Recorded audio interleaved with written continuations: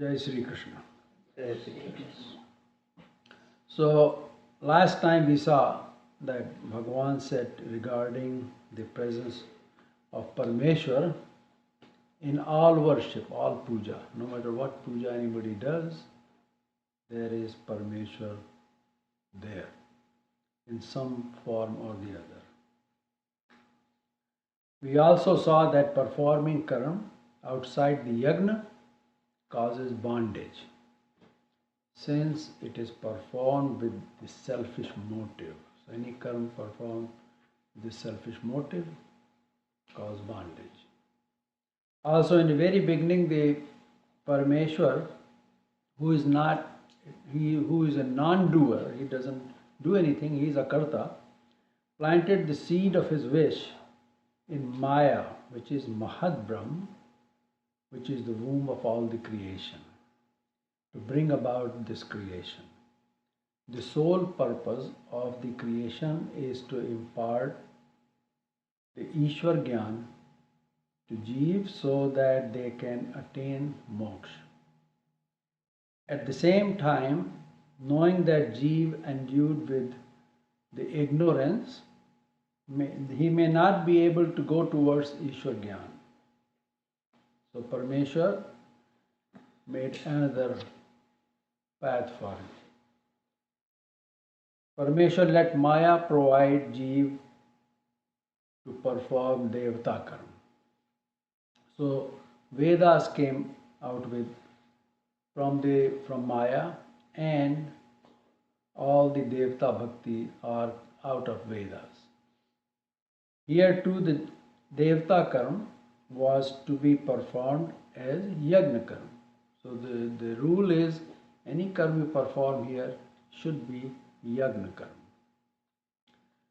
So the creation was done as Yagna Karma also, and all karma are to be performed as Yagna Karma. That's the primary rule of this creation.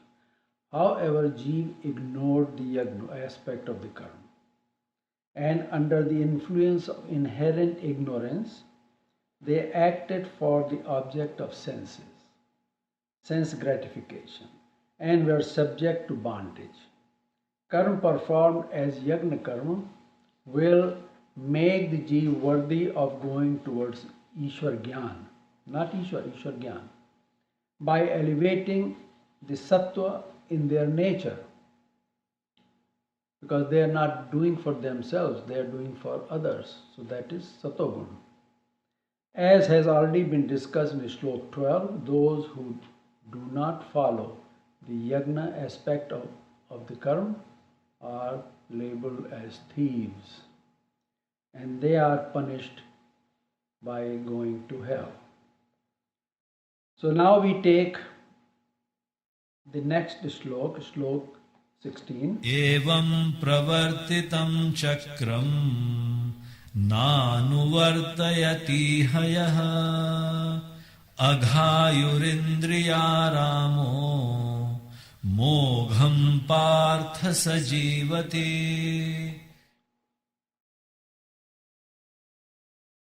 So this shlok is an eye opener. Here Bhagavan tells Arjun, Evam pravartitam chakra. The cycle of creation is started in this way. Nanuvartan yatihaya. Those who do not follow it while engaged in karma, in other words, they do not accept the yagna aspect of the karma, what happens to them? Aghayu. Ag means sin. Ayu means the lifespan of a person. So their life is that of sin. They live the life of sin because Indriya Ramo, they came in this sansar only for sense gratification. Therefore, O Parth, this person, he lives in vain. His life is useless. His life is short. and he lives as a slave to his sense. Indriya Ram. Therefore, his life is totally worthless. This person lives like other animals. Although he is in a human body, he lives like animal and other creatures. In Hindu Dharma, it is said that in eating, sleeping, fear, and copulation, animals and humans are equal.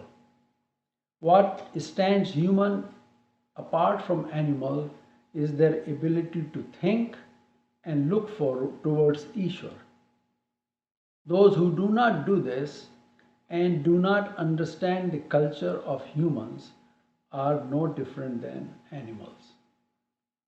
This is the meaning of this shloka.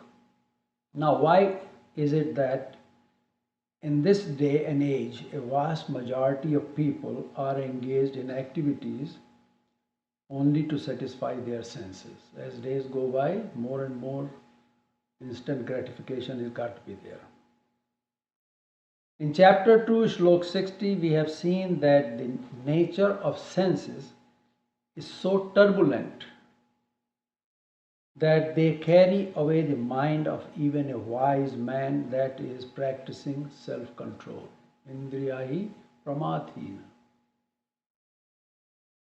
This age is the age of Kali Yuga. This is equated with the lotus flower at sunset. The lotus flower, which opens in the morning and shows off its beauty and gives off its fragrance, closes at the end of the day. Similarly, the Dharma, as described in Gita, is in full force during Satyuga, like the lotus flower in the morning. And in the Kali Yuga, it disappears, covered up inside the closed lotus flower. In this day and age, people worship those who they think will fulfill their desires, and by nature, all desires are for sense gratification. They call those people Bhagwan and worship them. They do not know that Bhagwan is the one who will reveal himself to them like Bhagwan Sri Krishna revealed himself to Arjuna. People are engaged in adharma because they do not know what dharma is. The action which do not comply with the rule of dharma is adharma. This is why there is so much violence and mental disorders. It will only get worse as time goes on. Every day we see that people who are revered by masses, including clergy, they are involved in heinous crimes, actions. This is true in all faiths. It is because people commit actions to satisfy their desires. The newest example is that Baba in Haryana, Rampal. He had built a huge building and he had people living in there and getting money from all of them. And he had indoor swimming pool and he has his bodyguards, just about army in there protecting him. So this is what's going on. So now there are two types of people. Number one, those who do the yagna karma for devata, both sakam and nishkam. And the second kind, those who act to satisfy their senses. Their life has little or no value. These people are using what they have from their past lives and are earning nothing new. However, there is a third type of individual. Their description starts from the next shloka. यस्त्वात्मरतिरेव स्यात् आत्मतृप्तश्च मानवः आत्मन्येव च सन्तुष्टः तस्य कार्यं न विद्यते नैव तस्य कृतेनार्थो नाकृतेनेह कश्चन न चास्य सर्वभूतेषु कश्चिदर्थव्यपाश्रयः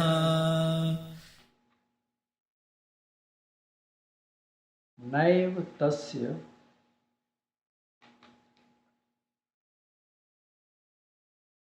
कृतेनार्थो न कृतनेह कश्चन. Now this is the third type of person who does nishkam karma. This individual has no desire for any action in this sansar. He is acting, but he doesn't have any desire to act. Even then, he performs karma. Tu yah manava. But that man, atma rati eva, who gets joy from his atma within. His joy, the anand, is inside of him. He need not look outside for the anand, unlike where a man looks to a woman and vice versa. People who need another one are not atma rati. They are parrati. The word rati means to play, and rati is the name given to the spouse of Kamdev. So, and Kamdev is a made up devata. It's not a real devata. And Kamdev means that devata which brings about calm in people. The second name of that devata is also Manoj, the one that grows from the mind. So all these desires do start from the mind, and whatever satisfies that desire is the rati. So Kamdev's wife is rati, called rati. And rati also means to play. To play, one needs another. If someone plays alone, he is labeled as loner or insane. Bhagavan says that person whose mind is fixed in me, he does not need anyone from sansar. Person who is getting anand from within, he plays, but he plays with his own atma.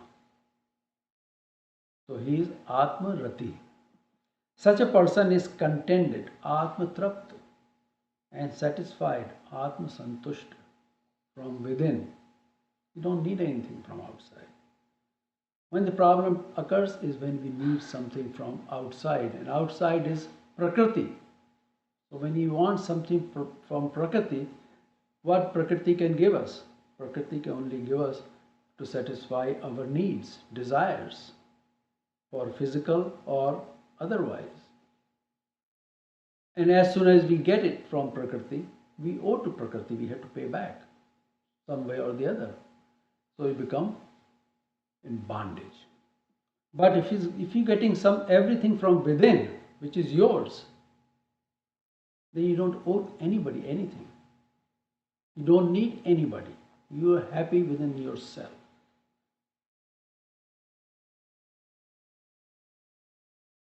So he is who is satisfied within and with his atma, needs nothing else.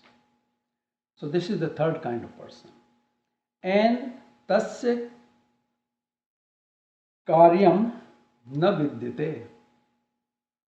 He has no work to do in sansar. Vidyate means to exist. And karya, he has no karya, nothing to do in this sansar. So there are three kinds of humans. First one, those who pray to Devata for worldly things, which a lot of people do. Those who do nothing and are slave to their senses. The number of these people is growing by day, every day. And the third one, those who are contented and satisfied within themselves and derive all the joy from their Atma alone. The mind of such people is always attuned in Paramatma. This third person has received Ishwar Gyan, and he goes through the 3 stages of Gyan. So these are 3 stages of Gyan, which are, first one is Atma Rati.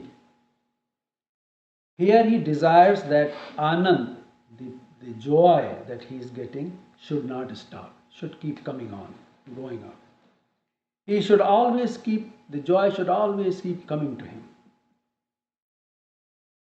He is labeled as Aparoksh Jnani. The second one is Atma Trapta. The second stage is the stage of Atma Trapti. This person who is Atma Trapt, he is also called, the second name for him is Samanya Jnani. He is a level higher than the Aparoksh Jnani. And as the level goes up, they are getting closer and closer to Parameshwar. And the third one is Atma Santushta. He is also called as Vishesh Jnani. So these are the 3 stages of Ishwar Gyan. These Jnani need not do any karma. And whatever karma they do, those actions are a karma, as if it never got happened, they never done anything. A person does karma to get something from the sansar. But when one is getting everything from within, he needs nothing from sansar. Such a person gets Gyan from spoken word. This is called the Shabd Gyan. When he lives according to the Shabd Gyan, in his next birth he gets Aparoksh Gyan. This is the state of Atma Rati. Here he sees all that he has heard and read in Shabd Gyan. What is Ishwar? What is Jeev? What is Prapanch? He sees everything is clear to him to a certain extent. Here he sees the distant view of Ishwar Sarup. It's like a tree in a far away place. You see from a distance, you look at a tree from a distance, you can make out that there is a tree there. That's how he sees Parameshwar. He sees all his karma, whatever karma he had done in all his lives are visible to him. He can see them. And he removes them one by one by Gyan Shakti. So in the next state, which is called the Samanya Gyan, he removes all connection to Devatas. Now no Devata has any control over him. And he rises above all Devata. He becomes much more stronger than any Devata. This gives him joy of being content. Atma Trapta. Now he doesn't need to do anything. He had contact with Devata, he got rid of them. He had karma, he got rid of them. Now he's Trapt. The next stage is called Vishesh Gyan. At this stage, he gets a clear view of Ishwar. He is right in front of Ishwar. He sees very clearly Ishwar Sarup and waits for his Krapa. Now he is satisfied. This is what has been called Atma Santushta in this shlok. So in shlok 18, Bhagavan talks further about this, the third type of person. Tasmadasaktah satatam karyam karma samachara asakto hyacharan karma paramapnoti purushaha. We'll take this shlok in just a minute. So in this 18th shlok, Naiva tasya krite nartho. This great Atma has nothing to gain by doing karma, and na krate neh kanchana. He also has nothing to gain by abstaining from karma. Therefore, na chasya sarva bhuteshu kaschit tadarth vyapashraya. He does not depend on anyone in the sansar for anything. Who is this person? He is Atmatrapt. Such a person neither needs to perform any sacred or meritorious action or any sinful act. He has risen above this worldly existence. The Jnani needs to do no karma. So to tell Arjun as to what he should do, Bhagavan says that you do the karma which will lead you to be like the third type of person. But the key is how you should do such karma. So in this slok we just heard, says tasmad asakta, therefore with no attachment. Satatam karya karma samachara, always perform the obligatory, or what is that called, karya karma, obligatory karma, which is your duty to perform. So how you do that? You therefore constantly, with no attachment to the karma, do your dutiful karma. Asakto yacharan karma, because by performing karma with no attachment, one attains the highest, which is union with Parameshwar. Now in summary, Bhagavan is saying that the Prajapati, the creator, brought about the creation with my wish under the domain of Yagna Karma. Then all were told of their obligatory karma. However, Jeev started to act differently based on what and how they performed the karma. There are three types of people in this sansar. The first one is those who perform devotion to Devata for fulfillment of their desires for the worldly things. The second one are those whose actions are towards the enjoyment of sense objects. They make money and stay involved in these activities which they have earned in the past lives. They do nothing to uplift themselves. Their life as a human being is spent in vain, since in it they do nothing to uplift the Atma. Atma is not being helped. For this, I think Kabir said, Paripuran paap ke karan te, due to lot of sinful activities, Bhagavant katha na ruche jinko. Those people have no liking towards God's word. Then एक नारी नचावत हैं.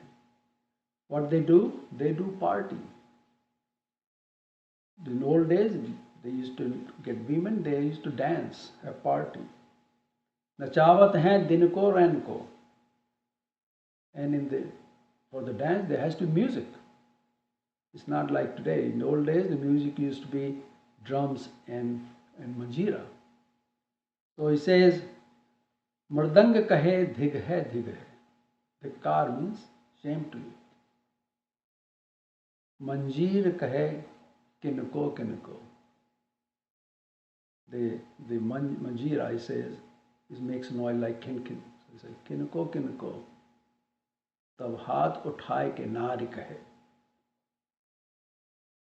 What she says, inko, inko, inko. So this is what is being said here for these people who are in this group of people who only live their life to enjoy the sense objects. Then there is a third type. Having attained Gyan, they having the ability, with the Gyan they get the ability, draw all pleasure from within, from the Atma. Then performing their obligatory karma, they are uplifted, become free of all bondages of Devata, and they attain the highest. They have no benefit from either to perform action or not. Now there is another group of people. Then there are those who do not wish to perform karma to fulfill their desires. They do want to attain the highest, but they do not have the Gyan. What they should do is in Shlok 19. They should constantly perform obligatory karma to fulfill their duty, but with no attachment. Because by performing these karma with no attachment, one can attain Parameshwar. Having told Arjun as to how he should perform karma, Bhagavan tells him that this has been done before and who did it. कर्मणैव हि संसिद्धिम् आस्थिता जनकादयः लोकसङ्ग्रहमेवापि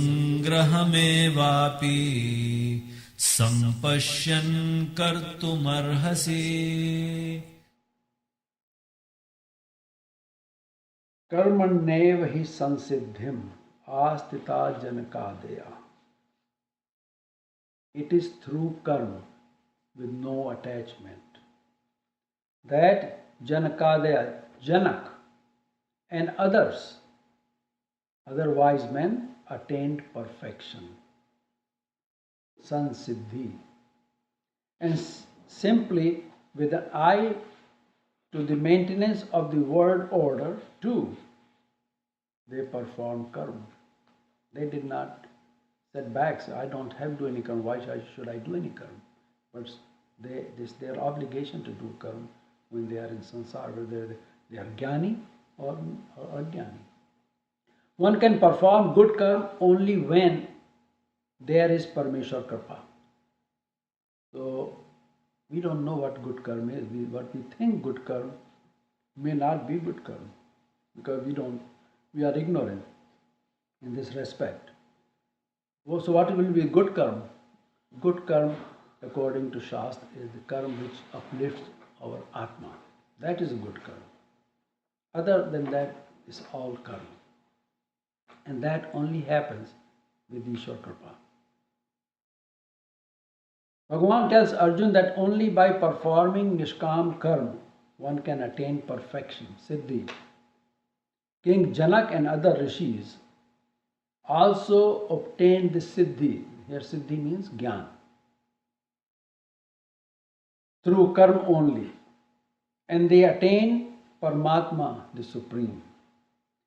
So in the first stage of Gyan, which is called the Shabd Gyan, the devotee, sadhak or bhakt, prays for Ishwar Kripa.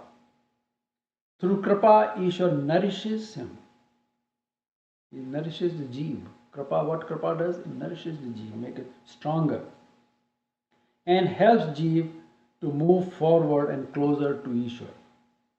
This is also in the Pushti Marg, Vallabhacharya's Marg, where the prayer is Mukam karoti vachalam pangum langhayate girim yat kripa tamaham vande paramanand madhava. The kripa is so strong and powerful that it gives voice to the one who cannot speak, and one who could not walk climbs the mountain.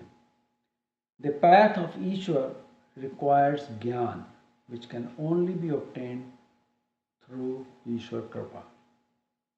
So King Janak and other rishis, by performing Nishkam Karma, which actually is the prerequisite to get kripa, received kripa, and this led them to Gyan. Now, the second part of Shlok 20, which is Lok Sangraha me vapi sampashyan kartum arhasi. Here Bhagavan gave the example of King Janak. So, who was Janak? Like Vyas, there were several Janak. This was the Janak Ashwapati. He had lot of horses. He is called Ashwapati. There was Sita's father called Videha Janak. So there are several Janaks. He living in Sansar and performing Nishkam Karm obtained the Gyan. He was a king and he got Gyan. But he kept running the kingdom like a king should. Now before we go into Lok Sangra, we need to see how we can perform Nishkam Karma. All karma do originate in mind. I think everybody agrees. The mind is influenced by the sense perception, which in turn give rise to like or dislike, and thus to kamana. So how can we perform the Nishkam Karma? Because our mind is always going through this dvand of liking and disliking. The answer to this is in the first slok of chapter 7, which is going to be coming later on, where Bhagavan says, Maya Sakt Manah Partha Yoge Yunjam Madashraya. With the mind attached to me through exclusive love and practicing yoga with absolute dependence on me. So you see, to perform the Nishkam Karma, it is attachment and dependence on Parmeshwar. What is needed, that's what is needed. Unless we can totally surrender to Parmeshwar, it's not going to happen. Because it's the Parmeshwar who makes our karma Nishkam at the very last moment. When the karma is going to happen, he changes that into Nishkam Karma. That is Kripa. And then you get Gyan. We now take Lok Sangraha. It consists of two words. Lok means the worldly people, and Sangraha means to keep them together. In society, there are a lot of people and somebody has to keep them together. Otherwise, there will be chaos. The person who is in the high position and is respected, which may include administrators, clergy, parents, teachers, and like, they from time to time do actions to set an example for others in the society. They have to do actions which they do not need to do, but they do keep the fabric of the society secure. These days, only a few people are following this. As a result, we have problems in the society all over the world. When people at or near the top become corrupt, the corruption does trickle down. This is the trickle down theory. And society falls apart. So Bhagavan is telling Arjuna that by not performing your duty as Kshatriya, you will set a bad example for others. They will say, if Arjuna ran away from battle, why should I fight? It will be a new norm. Giving the example of King Janak, who has risen beyond karma. But as a king, he performed his duties and ran the kingdom.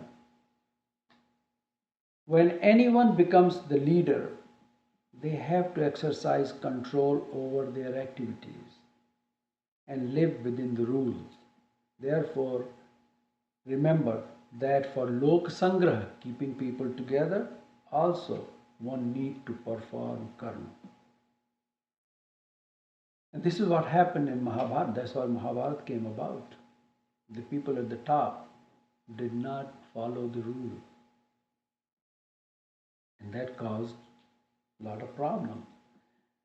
In the next slok, Bhagavan emphasizes the same point. यद्यदाचरते श्रेष्ठः तत्तदेवेतरो जनः स यत्प्रमाणं कुरुते लोकस्तदनुवर्तते.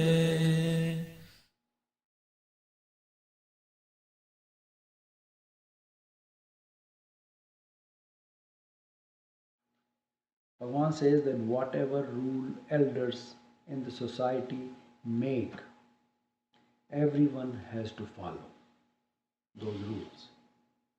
So whatsoever the superior person, the Shresht Purush, does, others follow.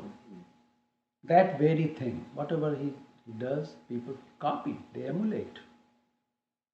What he demonstrates by action, that other people will follow. That becomes the standard, praman, for others. Now the example of King Janak, which Bhagavan gave to Arjun, happened long time ago, long before Arjun was there. And it is possible that Arjun will say, okay, but these days he knows no one who is doing this, practicing this. Because in this time, the people who were to uphold the rules were themselves engaged in breaking them. So Bhagavan gave his own example. न मे पार्थास्ति कर्तव्यम् त्रिषु लोकेषु किञ्चन नानवाप्तमवाप्तव्यम् वर्त एव च कर्मणि. नामे पार्थस्ति कर्तव्यम त्रिषु लोकेषु किंचन. Bhagavan says, O Parth, in these three lokas, for me, there is no karma that I need to do. I do not need anything. I have it all. I am Ishwar. I need not to please anybody. Even then, I perform karma. So why do I perform karma? यदिहं न वर्तेयं जातु कर्मण्यतन्द्रितः मम वर्त्मानुवर्तन्ते मनुष्याः पार्थ सर्वशः. यदि याह न वर्तेयम जातु कर्मण्य तंद्रिता. At any time should I not engage in karma scrupulously and become lethargic, tandrita, great harm will come to this world. Why? Because mama vartamanu vartante manushya parth sarvasha. O Parth, everywhere men will follow my way in all matters. They will leave their karma.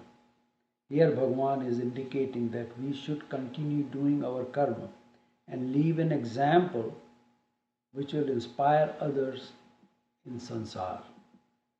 By not doing this, so what will happen? This we will take up in the next time. Jai Shri Krishna.